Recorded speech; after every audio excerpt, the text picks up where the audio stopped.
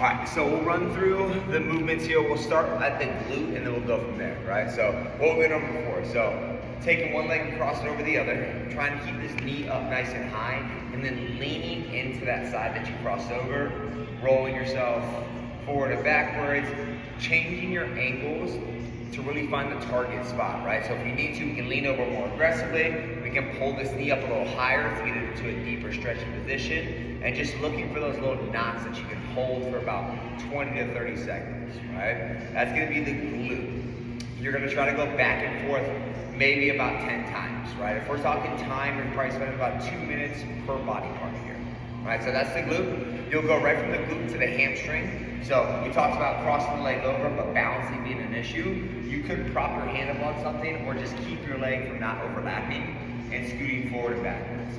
And you're starting at about the end or the bottom of your glute and rolling all the way to about the back of the knee and then pushing forward and back.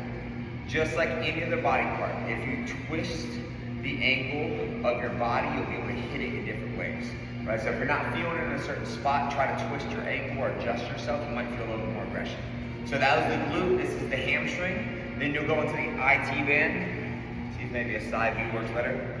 Having that start right below the hip bone, and then you're scooting all the way down, all the way up. Okay? Remember, same thing, twisting that leg in different directions. If anything is gonna hurt, this one is probably gonna hurt the most.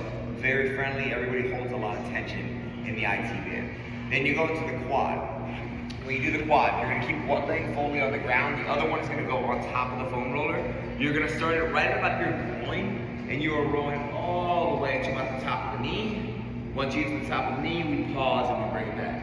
Just like every other position, if we twist this leg different ways, if we bend the knee and stretch it out, it's all gonna hit the quad at a little bit different angles as you go. So we went through glute, hamstring, IT, quad, finishing with the calf, right? The calf, we start right above the Achilles or back of the heel, and then we roll all the way to the back of the knee. You can stack your legs on top of each other if you want to increase the intensity, or if you want to start out with less intensity, you keep one leg off to the side, right? Rotating the leg in different angles, hitting it in different spots. That's going to be the lower body foam rolling. So you'll start with the glute, then you'll go to the hamstring, then the IT, then the quad, then the calf. We'll start up high and then drop down from there.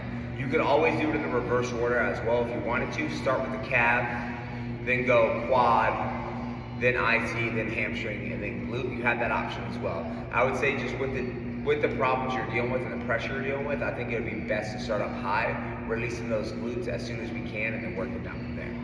So like I said, you're gonna spend about 2 minutes or more per body part, right? Your goal is to try to roll back and forth and not feel any aggressive knots or balled up pieces of pressure in the body. Right? So when you can be able to roll back and forth and not feel as much discomfort, it's a good sign you're ready to move on. Initially, it might be hard to make that judgment, and that's why I'm saying about 2 minutes per side is a good starting point. All right, so that's our foam rolling portion. That's what I want you to start with. I want you to run through that, plan for maybe about 20 minutes to get through that effectively. Okay? Your breath is essential, so when you are rolling and you hit those really uncomfortable positions, really focus on that inhale and exhale, because it's really gonna help the muscle relax and release. Right?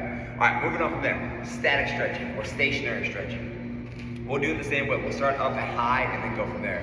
So figure 4, lying on your back, taking one leg and cross it over the other, taking your hand. So my right leg is crossed over right now. My right hand is gonna go on that right knee. I'm gonna actively push the right knee away from me while I'm driving my left foot in towards me. So think that as we're doing this one, it's like this portion of your leg is coming toward you and this portion of your leg is going away from you, and you'll feel right to the hip and the glute, right? So figure 4, holding it for about 20 to 30 seconds, playing around with the resistance, right? You can pull this knee in and out to intensify it. Pull it in, it releases, push it out, it intensifies, right? You'll do that for 20 to 30 seconds, then drop that leg down. We're gonna go into a piriformis stretch, which is the upper glute, kind of intersects with that lower back. You're taking the knee and dragging the right knee towards the opposite elbow. So right knee is dragging towards my left shoulder right now.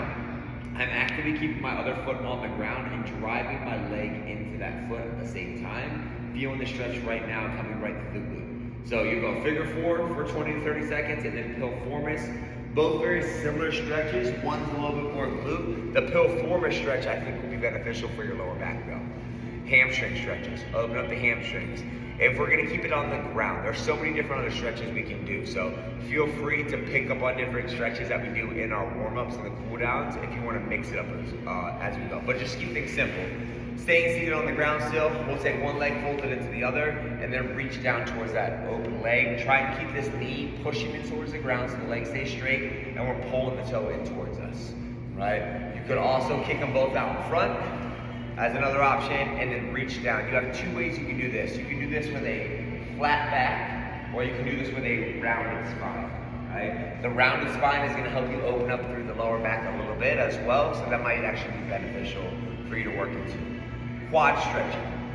You could do one foot stays on the ground and we drop back. We just want to make sure this knee stays on the ground so the quad's opening it up. If this is too intense, we can just do a standing quad stretch where you're physically fully upright and you're just grabbing one leg and pulling it back. You could use a bench if you want as well. And you can take this back foot and prop it up on a bench so you can intensify that quad stretch.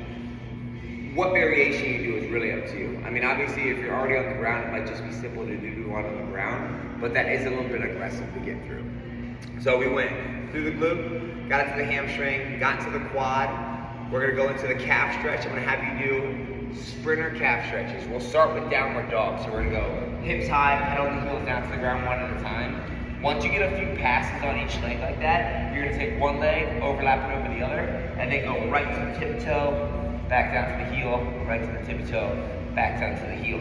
So the idea is with the downward dog, we'll try to stretch it out, get some blood going through the calf, and then with the sprinter stretch, we'll actually get to contract it a little bit more, get a little bit more focus on the squeeze of the calf there, right? As far as the IT band goes, there's a lot of different stretches you can do for the IT band. The simplest one I think is gonna be for you to do, you're upright, you take your right leg, cross it over your left, you're reaching down. So left hand is gonna reach down for the left foot. So I'm trying to push my hip out to the left as I'm reaching down towards the ground, feel the lateral side of that body open up, right? Very simple. The static stretches, you can mix up as you want to. We just wanna make sure we run through the glute, the quad, the hamstring, and the calf. That's the main thing. The foam rolling is what I want you to keep consistent. I want you to do it every day.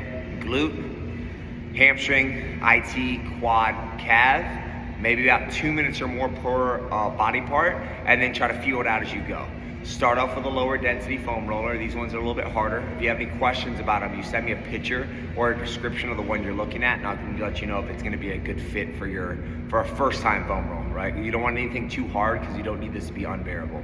So, like I said, let's do this for a week, daily doing this for a week. What time of the day is really up to you. If you can get it done in the morning, knock it out, knock it out. If not, squeeze it in at some point day to day, and let's try to do this with some static stretching for the next few weeks and see if maybe some of that pressure releases. If you got any questions, let me know. This is my cell number, so feel free to shoot me a message.